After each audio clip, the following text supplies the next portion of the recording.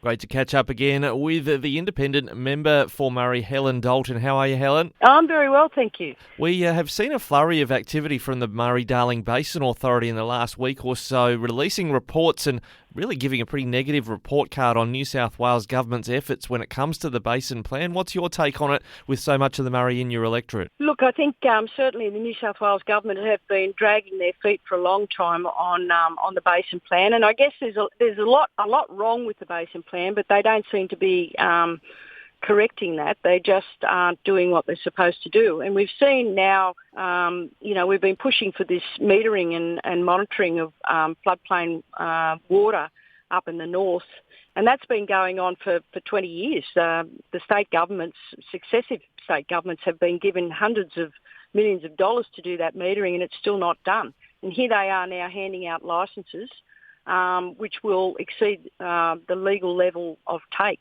And that's not good enough. I mean, I'm not opposed to floodplain harvesting, but it has to be within the law because otherwise, we're going to see and we have seen downstream communities in the Darling and impacted, and also general security irrigators along the Murray, and I'd suggest it will happen to the Murrumbidgee as well. Now, that's the knock-on effect of, for irrigators is when it comes to their allocations in the southern basin. But when it comes to, it just seems to me maybe there's an interlinkage here. You could probably straighten me out here. When it comes to this Barmah-Millewa forest scenario, now there's 6 scenarios that have been released by the Basin Authority, how to push more water through. They're making the case that gold mining and other things have increased sediment, and that means there's less water able to get through. What's your knowledge from the local area? Oh, look, I think people take that with a grain of salt. I think the problems are because they're running the Murray too hard, and of course that's causing riverbank subsidence, and it's basically from the demands from downstream, and that's obviously water has to be delivered to South Australia for environmental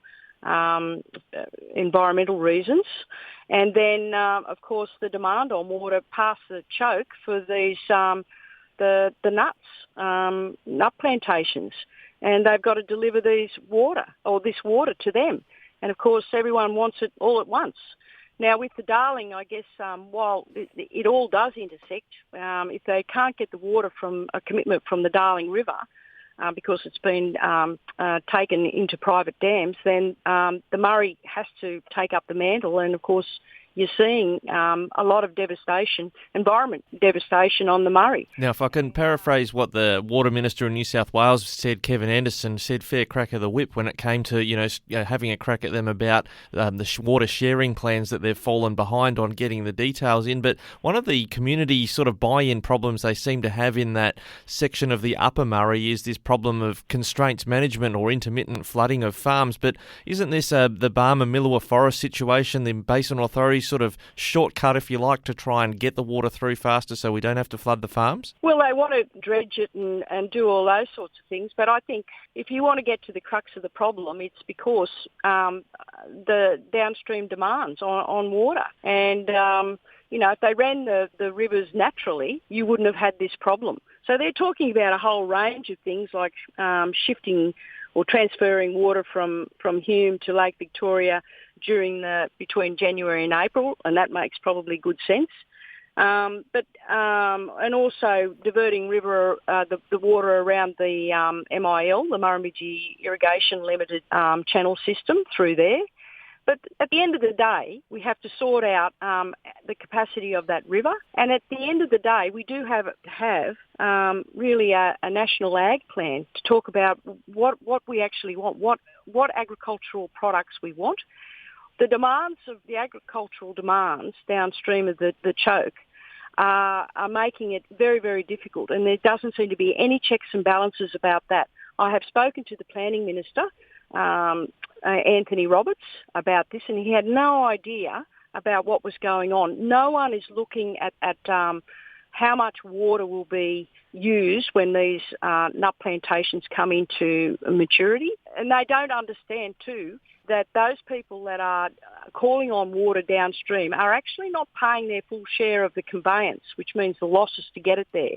Now, if the New South Wales government were going to address that situation, you would find that it's probably not that cost effective for those people to set up plantations down there on a greenfield site. So the government has kind of let it rip, and I'm urging the New South Wales government to stop letting it rip and actually having a look at the situation that's going on. So we need really the Environment Minister, James Griffin, we need the Planning Minister, Anthony Roberts, and we need the Water Minister, Kevin Anderson, and we also need the Agriculture Minister, Dougal Saunders, to get in the room and talk about what's going on, because those ministers have no idea. I've been seeking a meeting with the Water Minister, Tanya Plebisek, for quite a while. I did have a meeting with her advisor, and at the moment, they're from the meeting, they're pretty determined to get the 450, but they are looking at different ways of getting that.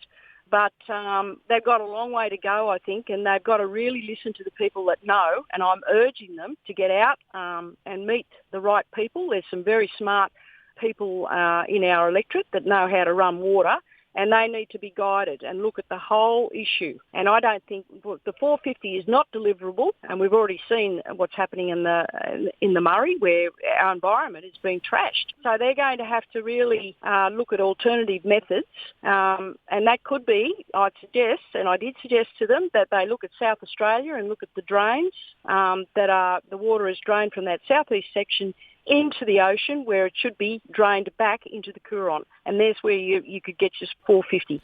Well, Helen, we're out of time, and I know you are as well. You've got a flight to catch. Thank you very much for joining us today on Flow. Appreciate it. Yeah, no, thanks so much for the opportunity to chat. I could talk water all day, but sure, we'll have another opportunity later on.